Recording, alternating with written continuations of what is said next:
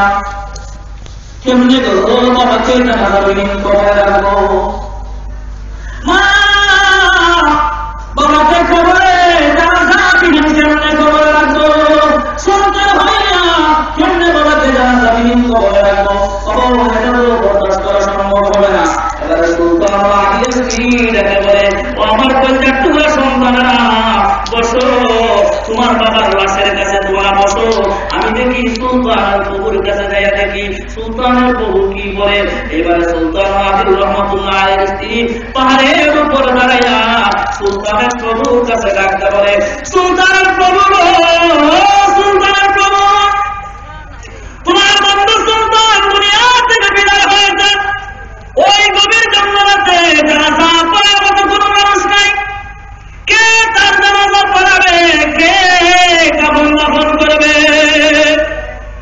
হ্যাঁ প্রভু যেদিন থেকে আমি সুলতানের ঘরে সুলতান আদিলের ঘরে বধূ হয়ে এসেছি সেদিন থেকে দেখলাম তো সারাটি রাত সুলতান ইবাদত করতে করতে কাঁদতে কাঁদতে কাটাইয়া দেয় কোনদিন দেখি নাই সুলতান তাহাজ্জুদের নামাজ মিস করতে প্রভু সুলতানের গুনাহ যদি তুমি কবুল করিয়া থাকো এখন সুলতান অসহায় অবস্থায় রাস্তায় পড়ে আছে মেহেরবানি করে গো সুলতানের জানাজার ব্যবস্থা করে দাও আমার প্রাণের বন্ধুরা আল্লাহ বলেন বিবি অসহায় হইয়া সুলতানের প্রভুর কাছে যখন ডাক দিয়েছে আল্লাহর বড় যখন ডাক দিয়েছে আল্লাহর আওয়াজ তোর করে কাঁপা শুরু করেছে আল্লাহর আকবরে ফেরেশতা যা ফেরেশতা যা ওই মুহূর্তে তুমি বাগদাদ শহরে চলে যাও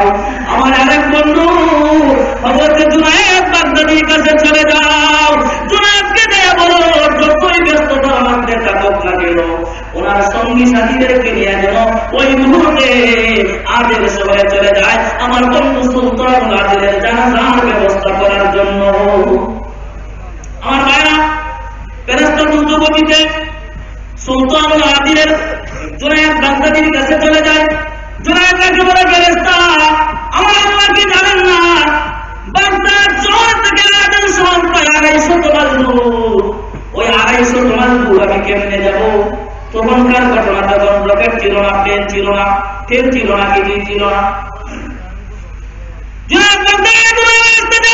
আল্লাহর কাছে যাব 250 মাইল আদিল শহর আমি কেমনে যাব আমার আল্লাহকে বলবে ব্যবস্থা করে দেওয়ার জন্য ফেরেশতা আবার আল্লাহর কাছে যায় ফেরেশতা আবার আল্লাহর কাছে যায় বলে আল্লাহ বলেন যা ফেরেশতা যায় আমার বন্ধু সুলতান আদিলের লাশের কাছে যা লাশের নিচ থেকে এক মুষ্টি মাটি নিয়ে আয় এক মুষ্টি মাটি নিয়ে ওই মাটিটাকে তুলো করিয়া জুনায়েদ বাগদাদির সামনে ছেড়ে দে আর জুনায়েদকে বল ওই মাটির মধ্যে যেন তুলা মাটির মধ্যে যেন ওনার সঙ্গী সাথী 12 জনকে লইয়া যেন সেজদায় পড়ে যায় কি করবে রকেট বানাই দিলেন আল্লাহ প্লেন বানাই দিলেন যে জুনায়েদকে দিয়ে বলো ওই তুলা তুলে মাটিতে ছাড়িয়ে দাও আর ওই মাটির মধ্যে যেন জুনায়েদ ওনার সঙ্গী সাথী 12 জনকে লইয়া সেজদায় পড়ে যায় আমি আল্লাহ ব্যবস্থা করে দিব ফেরেশতা দ্রুত গতিতে সুলতান আদিলের লাশের নিচ থেকে এক মুঠি মাটি নিয়ে জুনায়েদ বাগদাদির সামনে তুলা করে ছাড়িয়ে দেয় আর বলে জুনায়েদ তোমার সঙ্গী সাথীদেরকে নিয়ে ওই মাটির মধ্যে সেজদায় পড়ে যাও মুফতি ওয়ালিউল্লাহ সাহেব ওনার কিতাবে লেখেন জুনায়েদ বাগদাদি রহমাতুল্লাহ আলাইহি ওই মাটির মধ্যে সেজদায় পড়িয়া বলেছেন সুবহানা রাব্বিয়াল আলা সুবহানা রাব্বিয়াল আলা সুবহানা রাব্বিয়াল আলা কত সময় কথা তিনবার সুবহানা রাব্বিয়াল আলা বলতে কত সময় প্রয়োজন হবে কয়েক সেকেন্ড 3 সেকেন্ড নয় সঠিকভাবে সঠিক মুসল্লি যারা কমসে কম আধা মিনিটের প্রয়োজন সুবহান রাব্বিয়াল আলা সুবহান রাব্বিয়াল আলা সুবহান রাব্বিয়াল আলা এরকম করতে গেলে নিম্নে 30 সেকেন্ডের দরকার কিন্তু আমরা দেশের মুসল্লির অবস্থা কিতা কিতা হয় সেটা দেওয়া সুবহান রাব্বিয়াল আলা এবং সুবহানাল্লাহ সুবহানাল্লাহ পেয়ারা বলতে গেলে সবিন বলা হয় এদেরকে আমি বলে থাকি মুসলিম যাই জুম্মাতে টক্কর টক্কর সেজদা করে মুরগে যেমন ধান খায় বুঝতে পারলেন মুরগি ধান খায় আপনারা তো সুকিলা ধান খায় বলতে পারতো না আমরা তো শোনা মুরগি মুখে অপরে তুলে যায় টুকু মেরে খায় না নি মুরগে টক্কর সেজদা বইয়া টুকু মেরে দাম না খাই যায় আমরা দেশের এক শ্রেণীর মুসল্লি আছি তা জুম্মার দেখালি জুম্মার নামাজি সমাজের নামাজি বাসক্তর খবর নাই জুম্মার নামাজ তিলাওয়াত বেড়ায় যাচ্ছে গিয়া প্রত্যেক সবের সামনে কি সুন্দর বয় বাংলা একটু চিন্তা করে না যে আমি হাফ সাপ লাগাইয়া পাঞ্জাবিও নাই সুন্দর নাই হাফ সাপ হাফ ব্লাউজ লাগাইয়া প্রত্যেক সবের সামনে কম করে নেই দিন ধরে বলবো আবার মনে মনে হয় ও আস্তে সারাই শেষ করে দেয়নি ও সারাই শেষ করে না কেন নামাজও দাঁড়াইতে যা প্রত্যেক সব কিতা করবা একদিক দিয়া এই সেক্রেটারি সাহেব আরেক দিক দিয়া ওই চৌধুরী সাহেব আরেক দিক দিয়া এই মুতাল্লি সাহেব খতিব সাহেব মিম্বর বইয়া আলহামদুলিল্লাহ নাহমাদুহু সাল্লাল্লাহু আলাইহি ওয়াসাল্লাম বলতেছেন যে আজকে কুশির বিরুদ্ধে কিছু ওয়াজ করুন আর খুব বড় হইরা শেষ হলো কুশির বিরুদ্ধে হয়তো সত্য করে দেখেন মুতাল্লি সাহেব কিছু বুঝতে এটা বলতে না এটা বলতে না বাংলাদেশে নয় তমাম পৃথিবীর মধ্যে সবচেয়ে দুর্বল চাকরির জন্য চাকরি ইমামতি এটা বাই চান্সের লাইসেন্স নাই ঠিক তেমনি ইমামতির কোনো লাইসেন্স নাই ওজোর নামাজ পড়ে গিয়ে ইমামতি ঢুকলো জোরের নামাজ পড়ে যাইতে গেলে কোনো খবর নাই কেন ইমাম সাহেব যদি মিম্বরে বসিয়া ঘুষের বিরুদ্ধে ওয়াজ করতে চায় তাকে মুতুল্লি ঘুষ যদি ঘুষের বিরুদ্ধে ওয়াজ করে তাহলে চাকরি খান জোরে লাগিয়েছে আসল নামাজ জুম্মার নামাজ পড়িয়া আসল নামাজ আর পড়তে পারতো না তখন যদি সুদের বিরুদ্ধে ওয়াজ করতে চায় দেখা যায় চৌত্রিশ হাজার মিটে বোয়া তাহলে চৌত্রিশ হাজার দেখা যায় ইজ্জত কিছু দোষ আছে তাহলে তো আমার চাকরিতে পারতো না আর দিকটা দেখা যায় সেক্রেটারি সাহেব বলা তোর এইটা বলতে পারতো না তোর ইমাম সাহেব খেতে পারতো ফটকি আসমানের উপরে সারাদিন রাত জমিনে নিছে আর কোনো ওয়াজ পায় না ইমাম সাহেব ওই দিক তো বেজা চাকরি আনতে আমার বন্ধুরা ইমাম সাহেবের ইমামতির চাকরিটা খুবই মর্যাদাশালী কিন্তু এক শ্রেণীর মানুষের থেকে এই চাকরি হয়ে গেছে দুর্বল বন্ধুরা আমার বলতেছিলাম হযরত আব্বাস রাহমাতুল্লাহ শাহাদাত করে বললেন সুবহান রাব্বিয়াল আলা সুবহান রাব্বিয়াল আলা সুবহান রাব্বিয়াল আলা আব্বাস রাহমাতুল্লাহ আলাইহি তিনবার সুবহান রাব্বিয়াল আলা বলিয়া মাথা উত্তোলন করিয়া দেখেন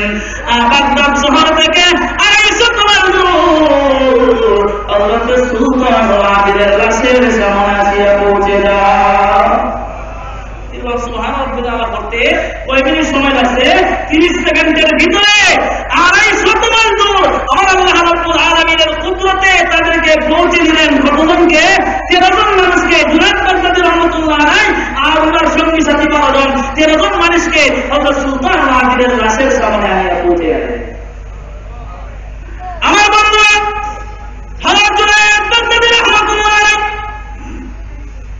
ওনার সাগরেদদেরকে বললেন ও আমার সাগরেদেরা আমার ভাই সুলতান আবিদকে তোমরা আবার গোসল দাও তোমার বিবি গোসল দিয়েছে মেয়ে গোসল দিয়েছে হয়তো বড় ভাবে গোসল নাও হইতে পারে মেহেরবানি করে গো তোমরা আবার গোসল দাও তোমার সাগরেদেরা সুলতান আবিদকে গোসল দিলেন গোসল দিয়ে বলে হুজুর ওনার তো কাপড় নাই লুঙ্গি দ্বারা কাপড় পরানো কি দিয়া কাপড়ের কাপড় পরাবো এবারে জুনায়েদ বাগদাদী রাহমাতুল্লাহ আলাইহি ওনার মাথা থেকে পাগড়ি করিয়া একটা বললেন যাও আমার মাথার পাগড়ি দ্বারা আমার বন্ধু সুলতান আবিদের কাপড়ের কাপড় পরাইয়া দাও কষ্ট করে হুজুর লুঙ্গি আসলে তো দিনা পাগড়িটা হওয়ার কম হইবা পাগড়ি দিয়া কেমনে কাপড়ের কাপড় হইব উদ্দি ওলিউল্লাহ সাহেব ওনার কি বলে রাখেন সুলতান জুনায়েদ বাগদাদী রাহমাতুল্লাহ আলাইহি মাথার মধ্যে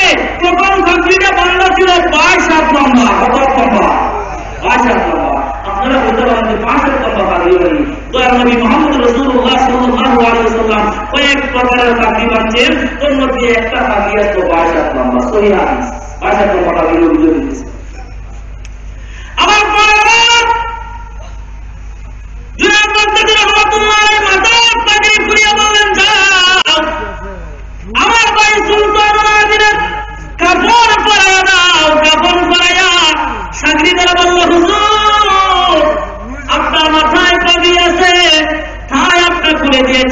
সমস্ত সওয়াবের অধিকারী আপনি একা হয়ে গেছেন। আমাদের মাথায় তো পাগড়ি আছে, কিসবের মাথার থাকলে সাকরিদের মাথা থাকতো না। কিসবের মাথা যদি পাগড়ি থাকে সাকরিদের মাথার পাগড়ি থাকতো। কিসব যদি নামাজ হয় সাকরিদের নামাজ পড়বো, কিসব যদি গরু চুরি করে সাকরিদের ছাগল চুরি করবে। বুঝছেন?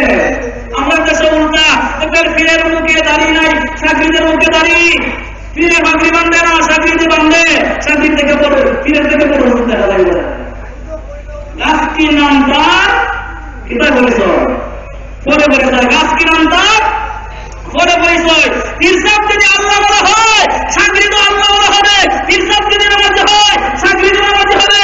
ইনসাফ যদি দুষ্কর হয়, সাকরি তো দুষ্কর হইব। ইনসাফ যদি বেপরোয়া হয়, সাকরি তো বেপরোয়া হবে। চাকরি তো করতে হবে। দেখো বন্ধুরা, এদিকে আমি দেখতে চাই না, আমরা টাকা দিয়ে আমার তুমি কিতা লাগে শুধু অর্থ কথা হয় কিতা লাগে এটা বড় দর্শি কি হয়েছে আমরা কিসব মানে দিছি তাল গাছ কিন্তু হইলে তাল গাছের মানে দিয়ে দিয়েছে না মান তাই বুঝছে মান তাই পুরান হাদিস আছে সামনে মন গড়া হবে না।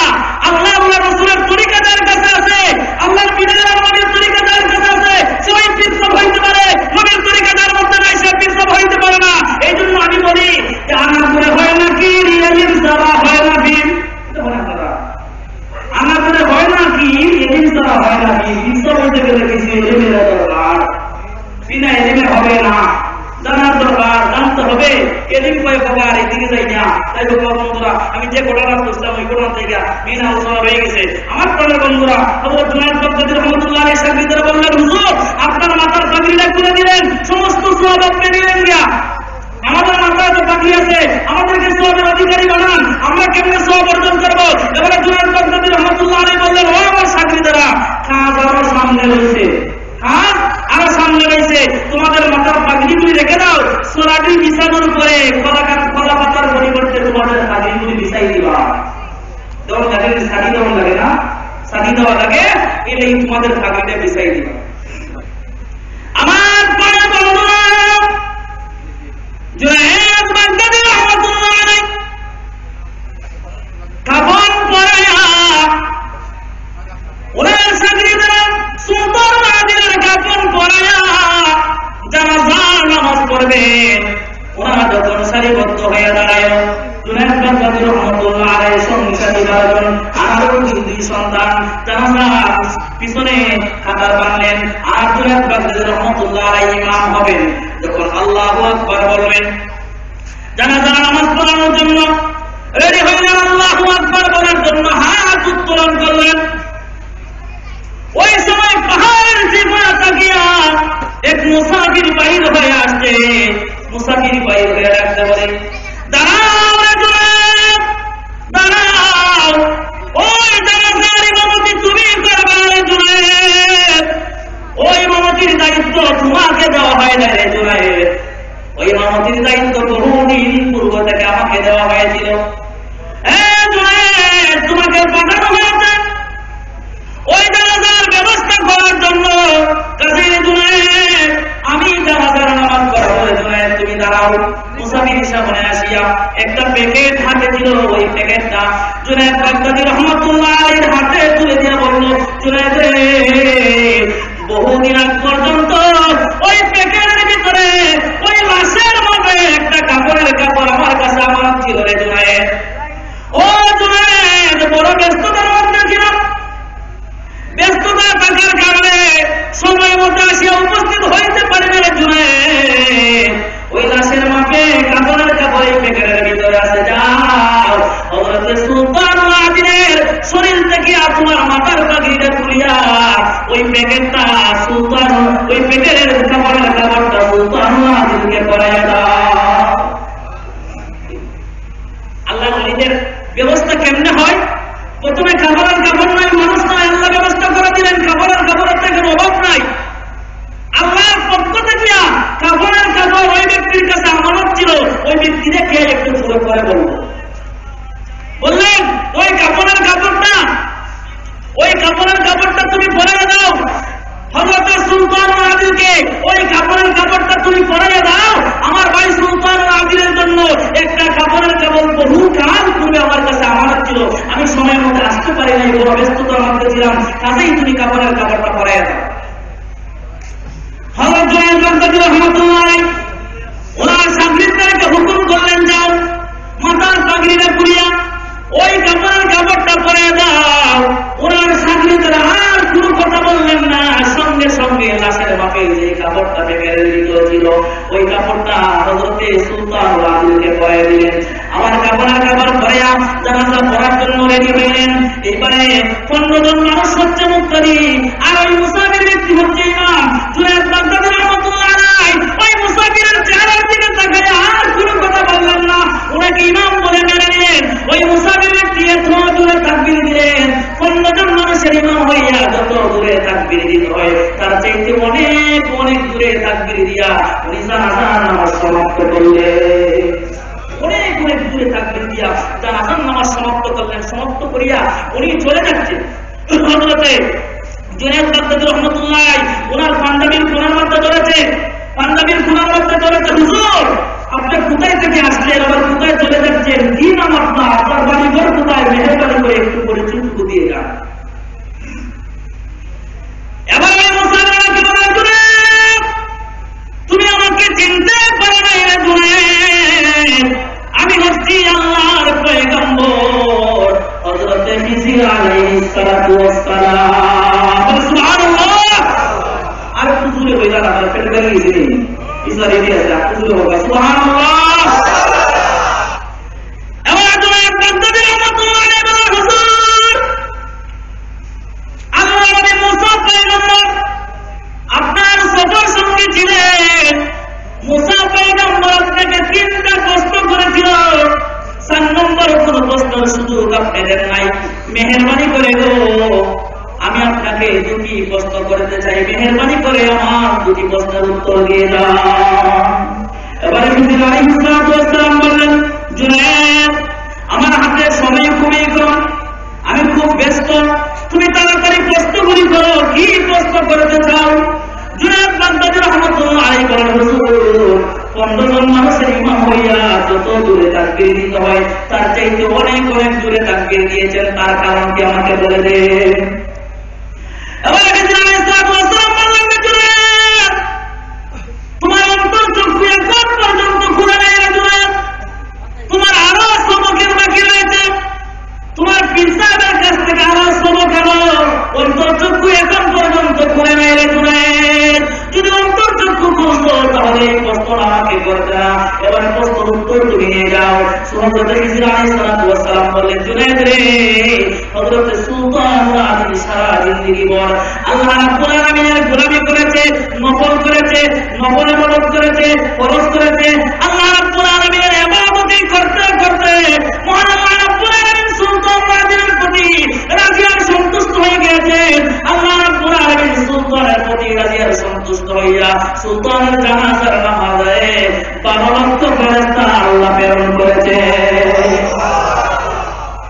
এই জুনায়েদ বাবা 12 লক্ষ মানুষের সামনে দাঁড়ায়া ইমামতি করতে দেয়া যত দূরে তাকবীর দিতে হয় তত দূরে তাকবীর আমি খিজির আলাইহিস সালাতু ওয়াস সালাম দিয়েছি।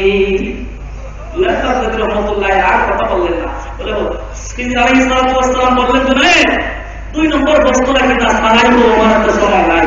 খিজির আলাইহিস জুনায়েদ বাগদাদী রাহমাতুল্লাহ আলাইহি বলেন, হুজুর একটা প্যাকেট আমার হাতে তুলে দিয়েছিলেন, যেটার মধ্যে কাপড়ের কাপড় ছিল, এগুলির মধ্যে এই প্যাকেটের ভিতরে কিছু স্বর্ণ মুদ্রা আছে, এগুলি কি করবো, মেহেরবানি করে আপনি বলে যান। খিজির আলাইহিস সালাম বললেন, জুনায়েদ ওই প্যাকেটটা সুলতান আদিলের স্ত্রীর হাতে তুলে দিবাই, আর সুলতানের স্ত্রীকে বলবাই ওই প্যাকেটের ভিতরে হাত ঢুকাইয়া স্বর্ণ মুদ্রাগুলি বাহির করিয়া যেন ওনার সন্তানদেরকে খরচ করার জন্য দেয়, কোনদিন যেন প্যাকেটের ভিতরে কি আছে চোখ দিয়ে চাইয়ে না দেখে, শুধু হাত ঢুকাইবাই আর বাহির করে দিবাই, কিতা আছে দেখতে না, দেখলেই নাই, দেখলে কি নাই, দেখবে তাহলে শেষ হয়ে যাবে, নাই হয়ে যাবে। ও সুলতানের স্ত্রীকে জানাই দিবাই এবং তোমার প্যাকেটের ভিতরে হাত ঢুকিয়ে যদি বাহির করে দেয়, কোনদিন না দেখে, সুলতান আদিলের সন্তানরা যতদিন পর্যন্ত বাঁচিয়ে থাকবে ততদিন পর্যন্ত ওই প্যাকেটের স্বর্ণ মুদ্রাগুলো খরচ করে শেষ করা সম্ভব হবে না। আল্লাহ তাআলা এত বরকত দিবেন। যাই হোক আমার বন্ধুরা বলতেছিলাম যে আল্লাহ রাব্বুল আলামিন আল্লাহর ওলিদেরকে ওই রকম কিছু ক্ষমতা দিয়েছেন। ওলি কারা? ওলি হচ্ছে আল্লাহর বন্ধু, আল্লাহর আসল বন্ধু মুহাম্মদুর রাসূলুল্লাহ সাল্লাল্লাহু আলাইহি ওয়াসাল্লামের রঙে যারা রঙিন হয়ে গেছে তারা হচ্ছে আল্লাহর 2 নম্বর বন্ধু। কয় নম্বর বন্ধু? 2 নম্বর বন্ধু। ওই সমস্ত আল্লাহর বন্ধুদের সঙ্গে আমরা হইতে চাই না? হইতে চাই না? কে কে রাজি হাত তুলবেন? মাশাআল্লাহ। আল্লাহর বন্ধুদের সঙ্গে হইতে গেলে কোন কাজ করতে হবে? আল্লাহ নবী মুহাম্মদুর রাসূলুল্লাহ সাল্লাল্লাহু আলাইহি ওয়াসাল্লাম ফরমান বুনিয়াল ইসলামু আলা খামসিন শাহাদাতু লা ইলাহা ইল্লাল্লাহ ওয়া আন্না মুহাম্মাদার আবদুহু ওয়া রাসূলুহু ওয়া ইকামিস সালাতি ওয়া ইতাইজ যাকাত ওয়াল হজ ওয়া সাওমি রমাদান মুত্তাফাকুন আলাইহি। লা ইলাহা ইল্লাল্লাহ তুমি বললা, করার পরে তোমার আর দায়িত্ব হইছে সামনে। কি দায়িত্ব? আল্লাহর বন্ধুর রঙে যদি রঙিন হইতে চাও তাহলে আল্লাহর বিধানগুলি সঠিকভাবে পালন করো। 1 নম্বর হচ্ছে তুমি নামাজ পড়তে হবে। নামাজ ছাড়া মুমিন হওয়া সম্ভব নেই। নামাজ ছাড়া মুমিন হওয়া সম্ভব না। নামাজ পড়লা না, এক শ্রেণীর মানুষ আছে নামাজ না পড়লে কি দেখবো ইমান কিন্তু মজবুত। ইমান কি মজবুত? আরে ইমানদার রে, তোমার মধ্যে ইমানদার দেশ নাই। নামাজ না পড়লে কি দেখবো ইমান খুব শক্ত। ইমান খুব শক্ত। আল্লাহ কইতেছে 1 নম্বর বেঈমান। আমি কই নামাজ পড়তে হয় তার ইমান শক্ত, নামাজ না পড়তে গেলে ইমান শক্ত আছে। নামাজ না পড়লে ইমান কেমনে শক্ত? আমার প্রিয় বন্ধুরা, ওই জন্য আমি বলেছিলাম আল্লাহ রাব্বুল আলামিন বলেন কাদ আফলাহাল মুমিনুন। ওই সমস্ত মুমিনরাই সাফল্য যাদের মধ্যে ওই গুণগুলি রয়েছে। 1 নম্বরে গুণটি হচ্ছে আল্লাযীনা হুম ফি সালাতিহিম খাশিউন। হে ইমানদাররা, তোমরা তিয়ামতের সাথে আন্তরিকতার সাথে নামাজ আদায় করো। আন্তরিকতার সাথে যদি নামাজ আদায় করো, আমি আল্লাহ রাব্বুল আলামিন সন্তুষ্ট হইয়া তোমাদের প্রতি রাজি আর খুশি হইয়া আমার তৈরি জান্নাতুল ফিরদাউসের ওয়ারিসদার তোমাদেরকে বানায়া দিব। জান্নাতুল ফিরদাউসের ওয়ারিসদার তোমাদেরকে বানায়া দিব।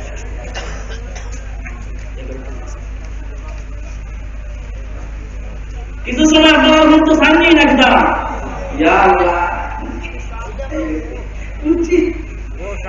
আওয়াজ খুব কম।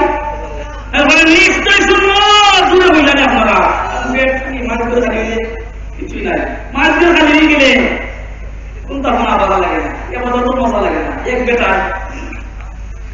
আল্লাহর গোলামি করে, এক বেটা আল্লাহর একজন বলি আল্লাহর গোলামি করেন। এক পাহাড়ে গিয়া জঙ্গলাতে গিয়া জঙ্গল একটা দ্বীপের মধ্যে যাইয়া আল্লাহর গোলামি করেন। আর আল্লাহর পক্ষ থেকে ছোট্ট একটা গাছ, আনার গাছ আল্লাহ দিচ্ছেন। আনার গাছ একটা হলে ফল ধরে প্রতিদিন খায়, খাইয়া ক্ষুধা নিবারণ করিয়া আল্লাহর গোলামি করেন।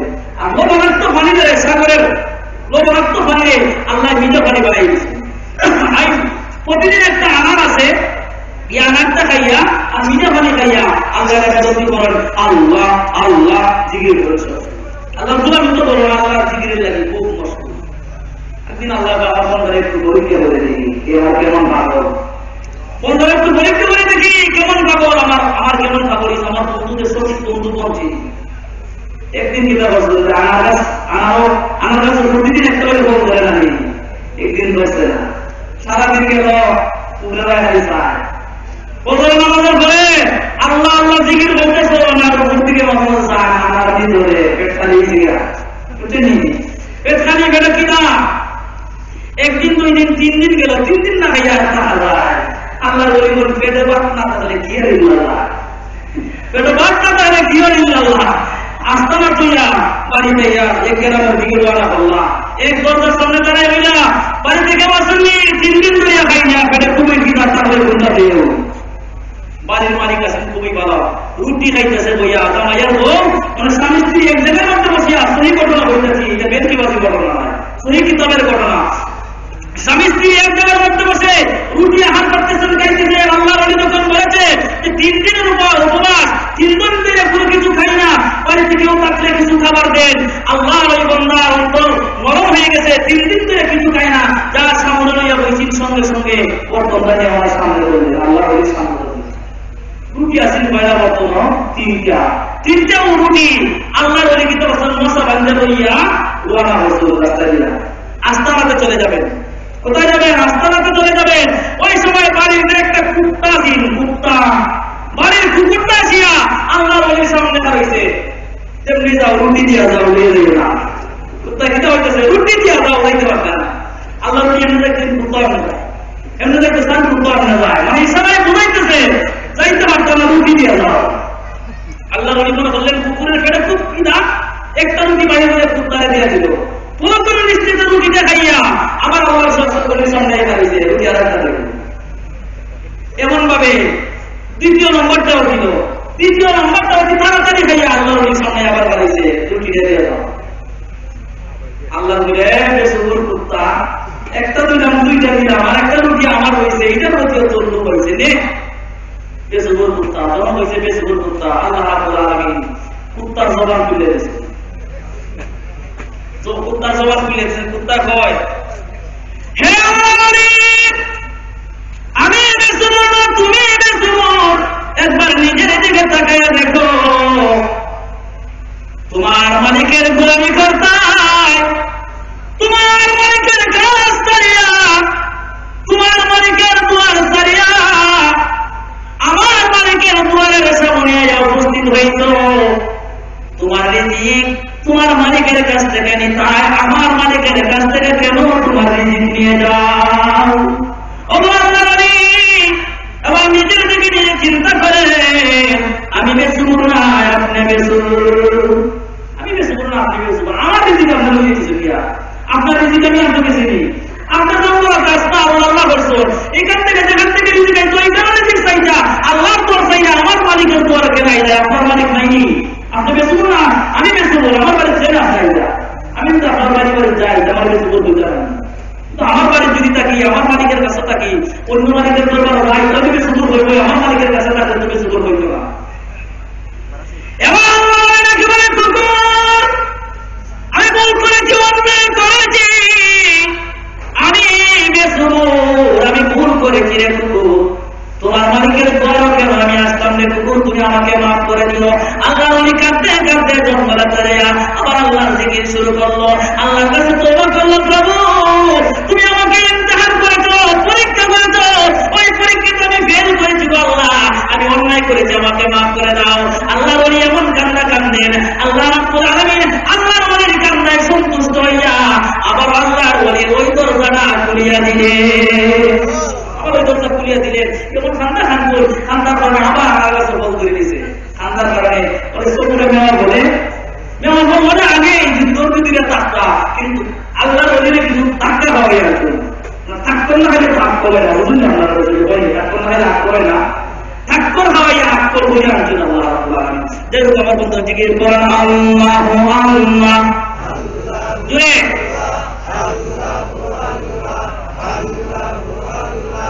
আল্লাহু আল্লাহ,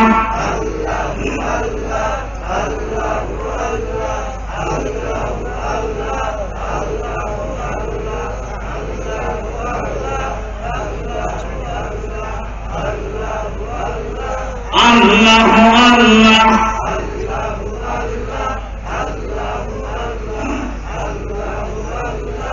মধুর বাণী এনেছেন যিনি, মধুর বাণী এনেছেন যিনি, সে তো মোদের রাসূলুল্লাহ, আল্লাহু আল্লাহ, দূরে দূরে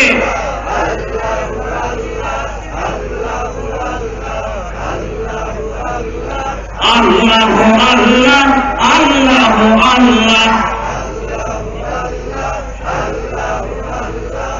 আল্লাহু আল্লাহ, আল্লাহু আল্লাহ, আল্লাহু আল্লাহ।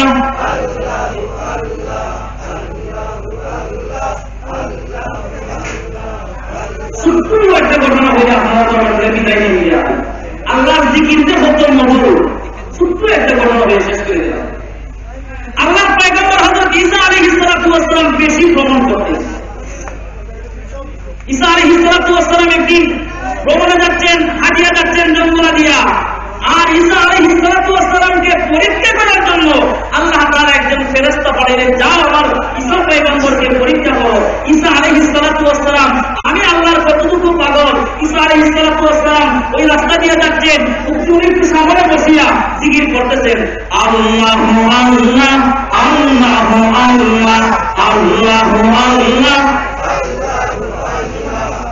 আল্লাহু আল্লাহ আল্লাহু আল্লাহ।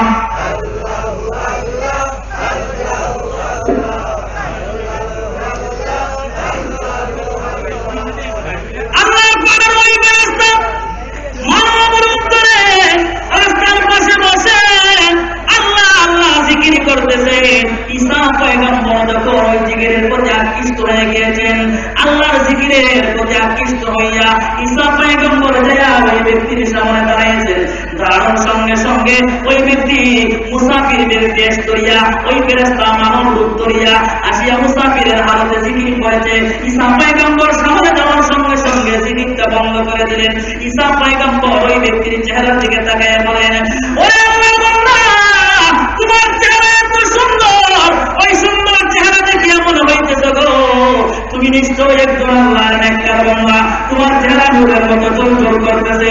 আল্লাহর ওই মুসাফির বান্দা বলেন, হ্যাঁ আমি গুনাহগার হইয়া নেককার হই, তোমার কি লাভ? ঈসা পয়গম্বর বলেন, আল্লাহর নেককার বান্দা, তুমি আমার আল্লাহর নামের জিকির করেছো, তোমার জবান দ্বারা আল্লাহর জিকির এত মধুর লাগেছে গো। আল্লাহর ওই মধুর জিকির, আল্লাহর নামের মধুর জিকির তুমি আমাকে আরেকটু শোনাও।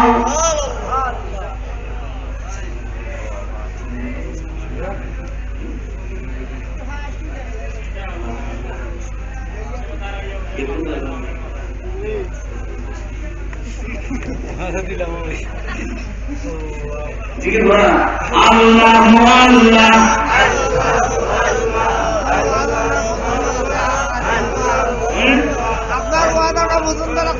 ইনশাআল্লাহ রাজি, আপনারা রাজি, আমিও রাজি। রাজি শুনলি এবারে সমাপ্ত করেন ছেলে মাশাআল্লাহ, ভালো করে রাজি আছে। এবার একটু জিকির করেন আল্লাহু আল্লাহ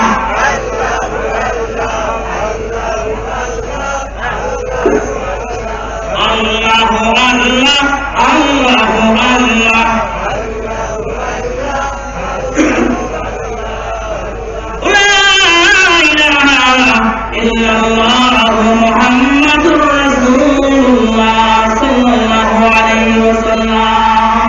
ওই মুসাফির ব্যক্তি নেককার যুবক কি করছেন, জিকিরটা বন্ধ করে দিচ্ছেন। ঈসা পয়গম্বর ডেকে বললেন, ও আল্লাহর নেককার বান্দা, তোমার জবান দ্বারা জিকির শুনতে আমার এত মধুর লেগেছে, মজা লেগেছে, মেহেরবানি করে একটু জিকির করো। ওই মুসাফির জবাব দিচ্ছে, ওই আপনারা উঠবেন না, 1 ঘন্টা বসুন দিকে 1 ঘন্টা যাইতো না, অত সহজে শেষ হয়ে 1 ঘন্টা যাইতো না, আপনার ওইদিকে তাকান। ওই মুসাফির জবাব দিলেন যে আল্লাহর নামের জিকির যদি শুনতে হয় তাহলে এমনি হবে না, মানে মাছ না হইতো না, আমার একটু দিতে হবে, আমি বিনা পয়সা জিকির করি না। এটা আল্লাহর পরীক্ষা। আল্লাহর পয়গম্বর ঈসা আলাইহিস সালাম বললেন, হে মুসাফির, তুমি কি চাও? আমার আল্লাহর নামের জিকিরের বদৌলতে তুমি কি আমার কাছে চাও বলো। এবার এই মুসাফির কাকে বলে, আমাকে কিছু টাকা দিতে হবে, পয়সা দিতে হবে। ঈসা পয়গম্বর খুবই গরিব ছিল। ঈসা পয়গম্বর বেশি বেশি করে সফর করেছেন, ওনার সফরের জন্য যা কিছু ছিল ঈসা পয়গম্বর ওই মুসাফিরের হাতে তুলে দিয়ে বলল, ভাই মুসাফির, আমার কাছে যা আছে সব কিছু তোমাকে দিয়ে দিলাম, তবু আমার আল্লাহর নামের জিকির তুমি শোনাও। ঈসা পয়গম্বর যখন এই কথা বলছেন আবারও জিকির শুরু করলেন, আপনারা বর্তমানে আল্লাহর নামের জিকির। এবার ঈসা মুসাফির আবারও জিকির করলেন আল্লাহু আল্লাহ আল্লাহু আল্লাহ আল্লাহু আল্লাহ।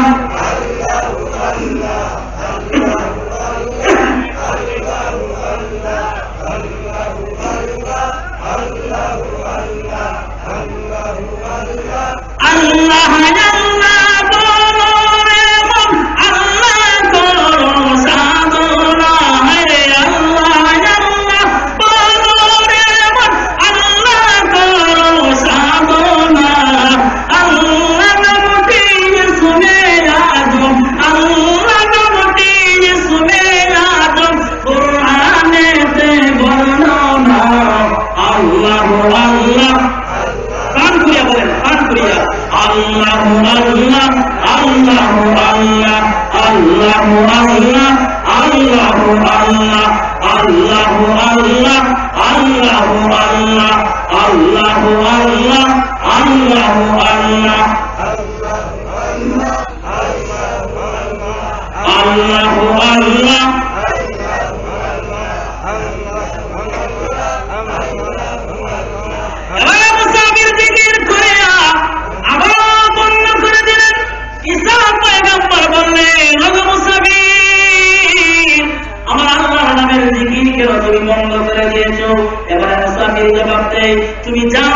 দিয়েছো এই টাকার মেয়াদ শেষ, এই টাকার মেয়াদ শেষ, মানে 10 টাকা দিস নাই, 10 টাকা জিকির হয়ে দিছি, 11 টাকা আবার দিয়েও এর আবার করবো। ঈসা পয়গম্বর বললেন, ভাই মুসাফির আমার কাছে তো কোনটা নাই আর কিটা দিন, বলে কোনো কিছুই নাই, বলে না নেক আমল আসেনি, বলে নেক আমল আছে, বলে তোমার নেক আমল আমার দিয়ে দাও। এবার ঈসা পয়গম্বরকে বলে, ভাই মুসাফির আমার জিন্দেগিতে যত তেলাওয়াত করেছি, যত ইবাদত করেছি, সবগুলি ইবাদতের নেক আমল আমি তোমাকে দিয়ে দিলাম রে ভাই মুসাফির, তবু আমার আল্লাহর নামের জিকির তুমি আমাকে শোনাও।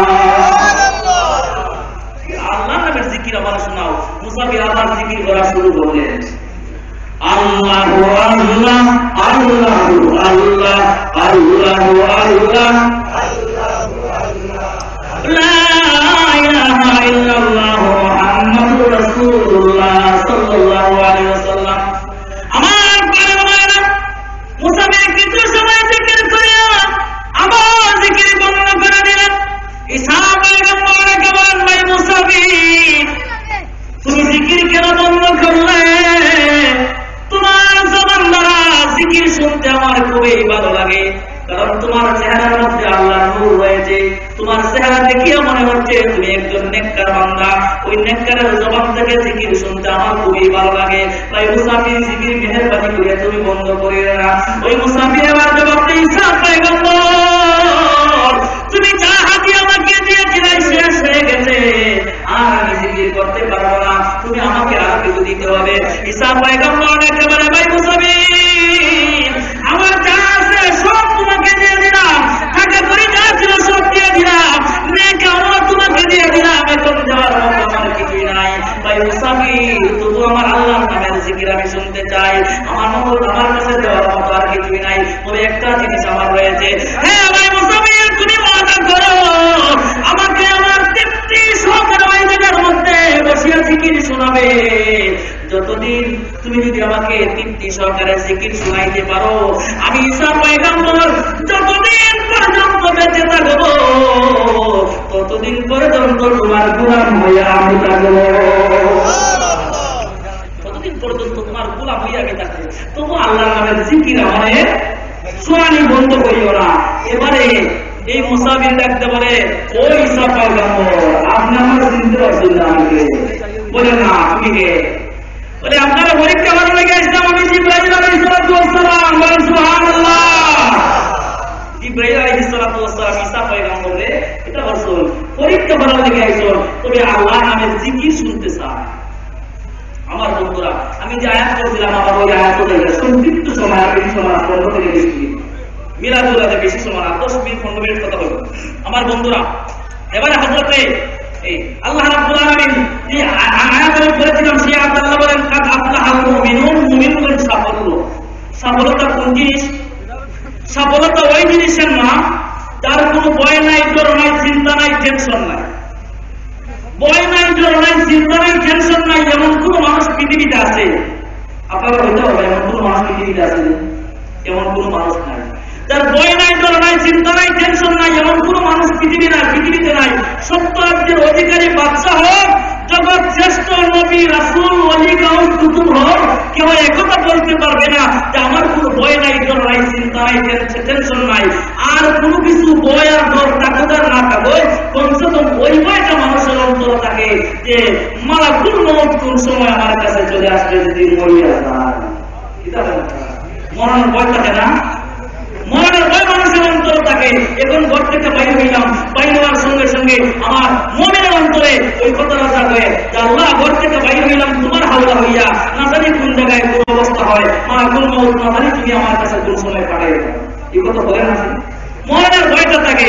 আর বিশেষ করিয়া মুমিনের অন্তরে ওই ভয়টা থাকে যে মুমিন বলে, আল্লাহ আমি যখন মরমু আমি ঈমান নিয়ে মরতাম, পারবো কি পারবো না। মুমিনের কোন ভয় থাকে অন্তরে? মুমিনের বাক বালুকের ভয় থাকে না, মরণ যে আসবে কষ্ট এটার ভয় থাকে না। মুমিনের অন্তরে ভয় থাকে যে আমি ঈমান নিয়ে মরতে পারবো কিনা। যদি ঈমান নিয়ে মরতে না পারি তাহলে আমার দুনিয়াও বেতা আখেরাতেও বেতা। দুনিয়া আখেরাত উভয় জাহানাই আমার, উভয় জিন্দেগি আমার বেতার জিন্দেগি হয়ে গেল। এজন্য মুমিন কল্পনা করে আল্লাহ যখন মালাকুল মউত তুমি আমার কাছে পাঠাই যায়, তখন রহমতের ফেরেশতা পাঠাই যায়, তোমার প্রিয় হাবিবের চেহারা আমার দেখাইয়া দেখাইয়া আমার জান্নাত তুমি কবজ করবাই, যাতে আমার ঈমান নসিব হয়।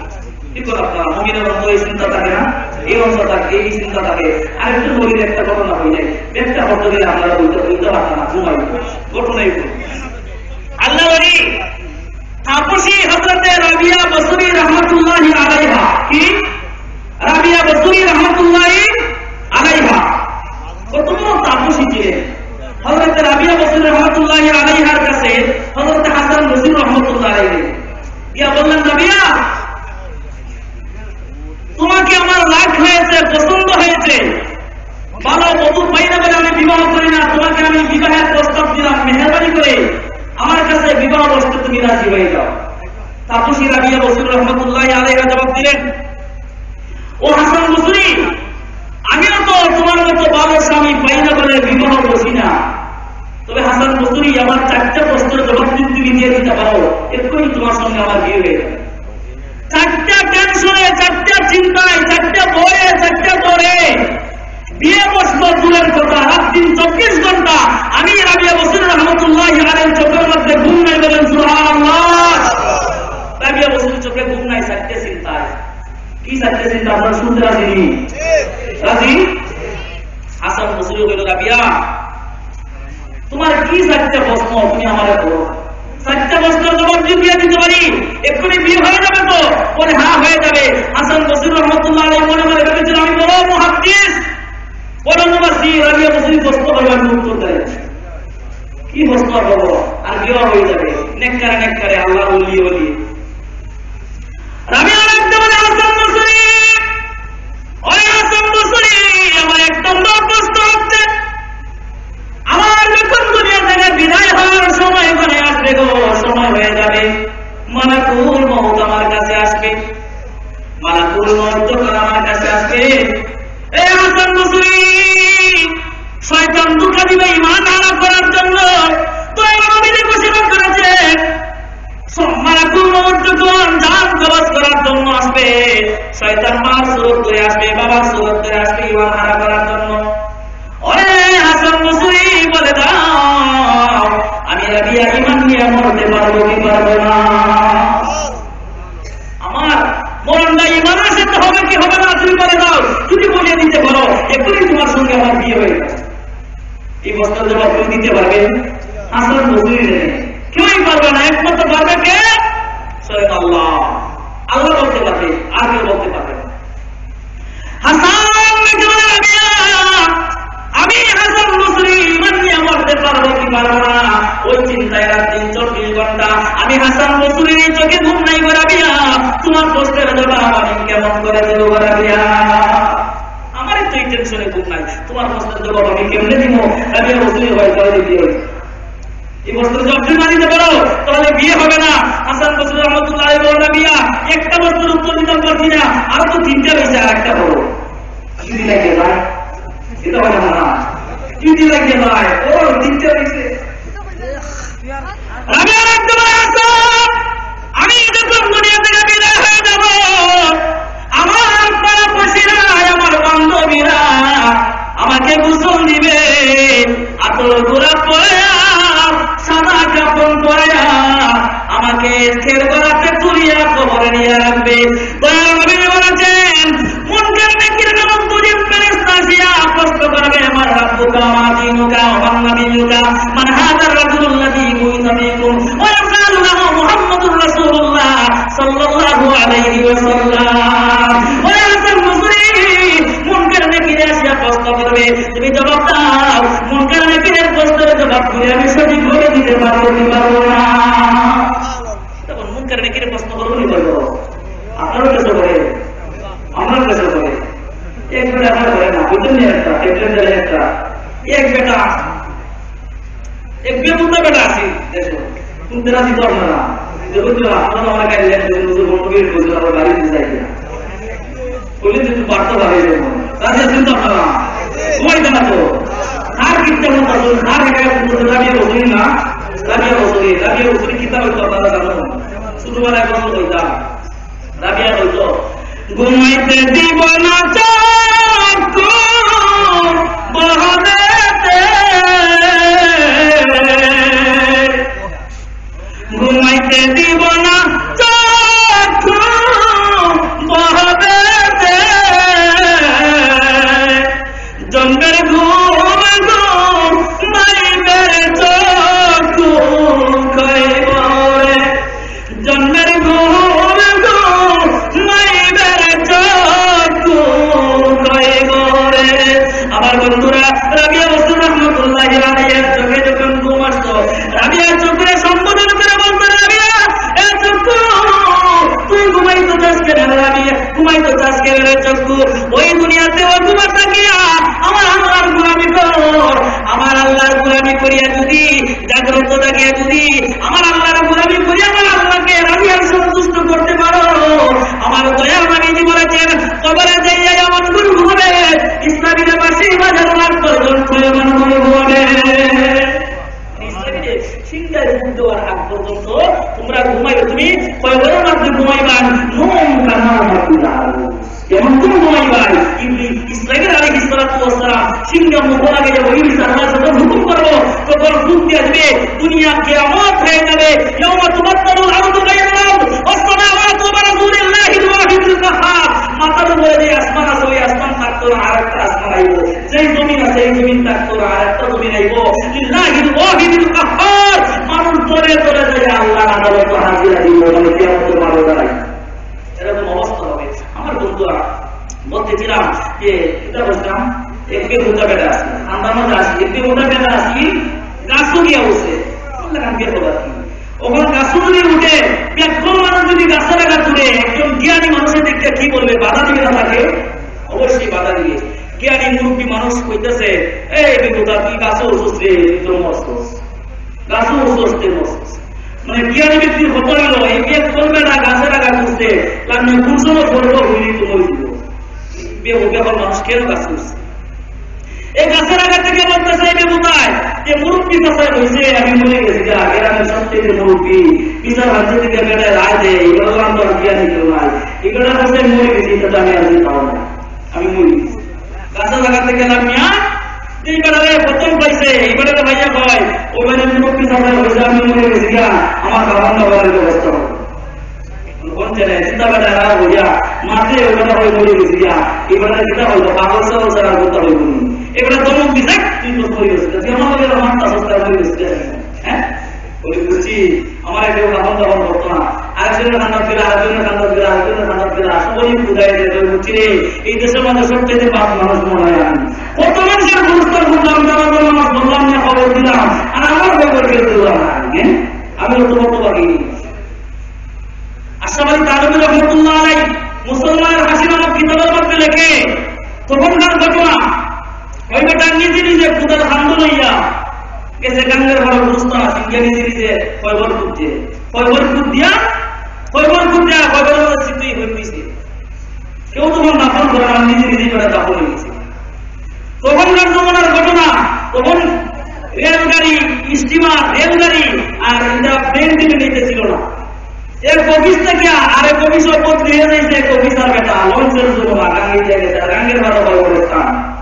অফিসার বেটা লঞ্চ থেকে নামছে সন্ধ্যে হয়ে যায় অনেক সময় মধ্যে অনেক তারা গাড়িতে বেটা মিটিং করতে লোকে এটা খেয়ে দিত কোনো মানুষ খাইতেছে না বেটা গাঙ্গের ভাড়া উঠিয়া খাইতেছে কোনো মানুষ তো নাই ওটা দেখা যায় যে ওই একটা কুদান দেখা যায় নতুন মাটিয়ে কুদা আছে জ্ঞানী মানুষ তো কুদান যেহেতু আছে আবার নতুন মাটিয়েও কুদা তাহলে এইখানে অনেক মানুষ আছে সামনের দিকে আগিয়ে দেবে কৌতুক দিকে আগিয়ে দেবে আগিয়ে গিয়ে দেবে কয়বারের মধ্যে একবারটা সিদ্ধি হয়ে গেছে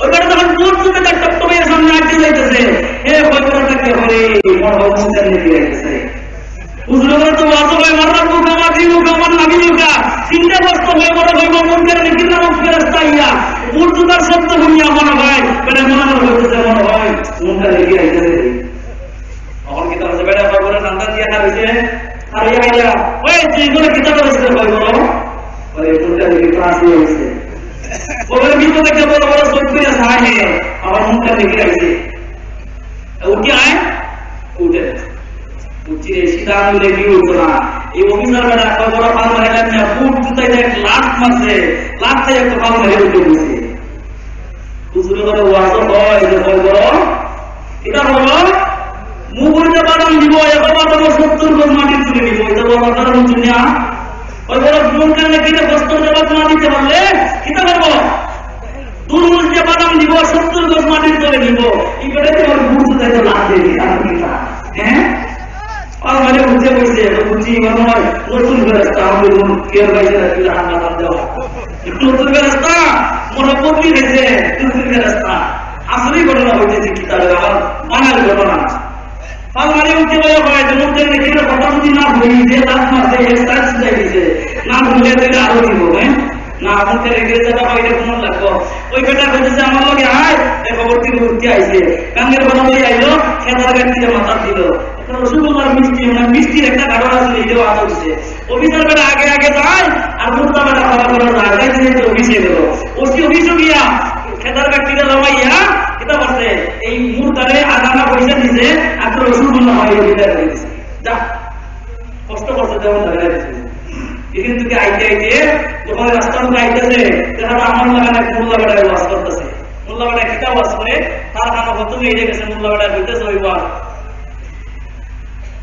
মুর্দাকে যখন খবর রাখতে হবে তখন কষ্ট করবে না রব্বুকা ওয়া দীনুকা ওয়া নবিয়ুকা তোমার রবকে তোমার দিন কি মান হাযা রাজুল্লাযী বুইসা ফীকুম ওয়া ইউকালু লাহু মুহাম্মাদুর রাসূলুল্লাহ সাল্লাল্লাহু আলাইহি ওয়াসাল্লাম ওই নবী সম্বন্ধে তোমার ধারণা কি আমার পরমাত্মা ওই ওয়াজ যখন ওই ব্যক্তি করতেছে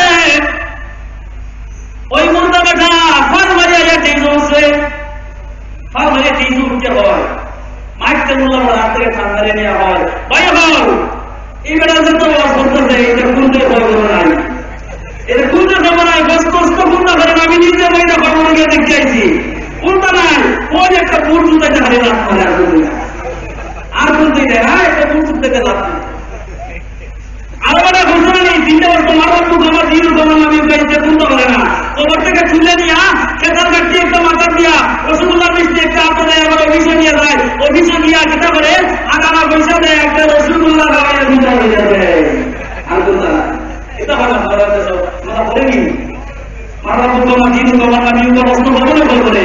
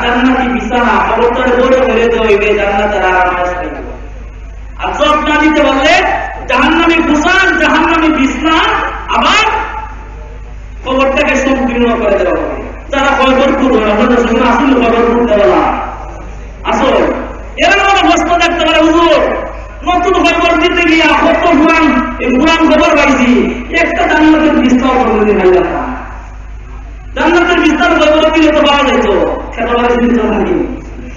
হুজুর একটাও তো পাইলাম না, জান্নাতের হুসাবও পাইলাম না কোনো বেটা, জান্নাতের বিছানা পাইলাম না, অথবা জাহান্নামের হুমকি পাইলাম না। গেল কোথায়? মুস্তফা নিয়ে গেল কোথায়? একটা উদাহরণ দেয়, উদাহরণ একটা দেয় তখন বুঝি দিবা। একবারটা সৌদি আরব যাইতো, 4 লাখ টাকা জমা করতো সৌদি আরব যাওয়ার লাগে। আজকে কি বার? আজকের নাম কি বার? বুধবার। হ্যাঁ বুধবার, আগামী শনিবারের ফ্লাইট, 2 দিন 3 দিন বাকি। এই 3 দিনও তার মনের মধ্যে কল্পনা আইতো না। দিনও মানুষের যেটা কল্পনা করে, রাত্রে এটা মানুষের স্বপ্ন দেয়, এরকম মানুষ আছে না। একদিনের ঘটনা, ওই সৌদি আরব যাত্রী বেটা এক খালঙ্গের মধ্যে ঘুমাইছে, ওনার বিবি এক খালঙ্গের মধ্যে বসিয়া কি করতেছেন, দিনের বেলায় খালঙ্গের মধ্যে বসিয়া কি করতেছেন, একটা কাপড় সেলাই করতেছেন। আর সৌদি আরব যাত্রী বেটা বেগমের দ্বারা এটা করছেন, ঘুমাই গেছে। ঘুমাই যে মানুষের স্বপ্ন দেখে জানি, স্বপ্ন দেখিয়া বেটায় হাঁটতেছে, স্বপ্ন দেখতেছে 20,000 টাকা বেতনে সৌদি আরব বেটা গেছে, 20,000 টাকা বেতনে চাকরি করতেছে। আর কত আনন্দ খুশি, সৌদি আরব বড় বড় বিল্ডিং দেখে জানি, মনে মনে খুবই আনন্দ, মনে মনে খুবই আনন্দ। আনন্দ ভাইয়া স্বপ্ন দেখিয়া তরতর করে এমন ভাবে কাঁপতেছে, তার স্ত্রী কাছে বসিয়া দেখে যে আমার সময় চিন্তা করতেছে, কাঁপতেছে, কিন্তু তার চিন্তা করছেন এরকম ঢাকা দিয়ে জাগাইতেছেন কিতাব হয় না না বোধহয় শরীর দিয়ে এখানে কাঁপছে। আগের জমানার মানুষের কথা, আগের জমানার মেয়েরাই, আমরা সিলুটি ভাষায় বললে, আমার বাড়ি হিন্দু সমান বন্ধ, আপনারা কিছু ভাষা, আগের জমানার মেয়েরাই হয়তো না সোনামুখী এখানে নাম ধরে ডাকতো না লাগে, আর জামাইও বাংলাদেশের ভাইয়ের নাম ধরে ডাকতো না, হয়তো এরকম কিতাই জানা এগুলো ডাকে, অনেক জমানার খুব খারাপ জামাইয়ে বউরে ডাকে নাম ধরিয়া, দোয়া জামাইরে ডাকে নাম ধরিয়া। যুক্তিবাদী একটা ওয়াজের মধ্যে বলছি, এক বেটি আর বেটারি এক পোয়া, বেটির বেটারি এক পোয়া, বেটি ডাকে বেটারের সোনামুখী, আর বেটায় ডাকে বেটির বানেসা, বেটা দেখে বেটির বানেসা, গোয়ায় শুনে যে মায়ের দেখে বাপের সোনামুখী, আর বাপের মায়ের দেখে বানেসা। এবারে বানেসা সোনামুখী হুঁচু চুরি হওয়া, আর দিন খালি চোখে সোনামুখী বানেসা, সোনামুখী বানেসা, সোনামুখী বানেসা, সোনামুখী বানেসা। আরে এক বেটারও আর বেটা হলাম মারো আমরা যে অবস্থা আছে, হয়তো কোনদিন আম্মা আব্বা ডাকতো না, তুমি আমার সোনামুখী ভয় ভুলের লাগি, তোমার সোনামুখী, আমি তোমার বানাসা ডাকি ভয় ভুলের লাগি ডাকে বানাসা, এক বলার মানা বাগানি সোনামুখী বানাসা, সোনামুখী বানাসা, মা ভাবতো কোনদিন ডাকতো না। একটা কাজ করে আপনার পিছনে বলে কি না তোমার আব্বা আম্মা ডাকি জয়, কালকে থেকে তুমি ডাকবে আমার আব্বা, আমি তোমার ডাকবো আম্মা, চল কি ডাকবো আব্বা আম্মা ডাকবো, কি করবো নাম ধরে ডাকবো, আগে তোমার নাম ধরে ডাকতো, নাম ধরে ডাকতো না, তোমার মহিলা কিতা করছে নাম ধরে ডাকে না, এরকম কিতাই হলো তোমার কিতা হয়েছে, এবার ডাকিয়ে হাইলে সর্বনাশটা বললাম, কিতা সর্বনাশ করলাম, বলে সর্বনাশ করছো না, আমি তো সুন্দর বেসতাম না, ফোন বলা গেল একটু আগে বেসতাম, 20,000 টাকা বেতনে চাকরি করছি। আপনারা বলতে চান যে বালকের মধ্যে বেটি আছে, এই বালকের মধ্যে তো বেটা আছে, ঠিক না? বেলা দেশে সৌদি আরব গেছে গিয়া, পেটের জামাই দেশে সৌদি আরব গেছে, 20,000 টাকা বেতনে চাকরি করছে, কিন্তু ব্যক্তি দেখলো না তার সারণ কিতা বলতে বলতে পারবেন সারণ কিতা, তার মানে হয়েছে গিয়া বেটি ঘুমাইছে না হজাক, আর বেটা ঘুমাইছে স্বপ্ন দেখছে। ঠিক তেমনি মানে চিন্তা থাকিয়া যদি নতুন করে বলে পুরো পুরান খবর পাইল, জান্নাত জাহান্নামের বিছানা হওয়া সম্ভব না। যে মরণ করছে, যে মরছে, তার খবর হইছে জান্নাত অথবা জাহান্নামের বিছানা পাবে, আর খবর হইছে জান্নাত অথবা জাহান্নামের বিছানা পাইল। এই হলো আমার বন্ধুরা, কোন কথার মধ্যে ছিলাম, রাবিয়া বসরি রহমাতুল্লাহি আলাইহি ওয়া হাসান বসরি, আমি যখন কবরে যাব, মুনকার নাকির এসে আমাকে প্রশ্ন করবে, মান রাব্বুকা ওয়া দিনুকা ওয়া নবিয়ুকা, ও হাসান বসরি তুমি বলে দাও, মুনকার নাকিরের প্রশ্নের জবাব বলি, আমি রাবিয়া সঠিকভাবে দিতে পারবো কি পারবো না। রাবিয়া বসরি হাসান বসরি রাবিয়া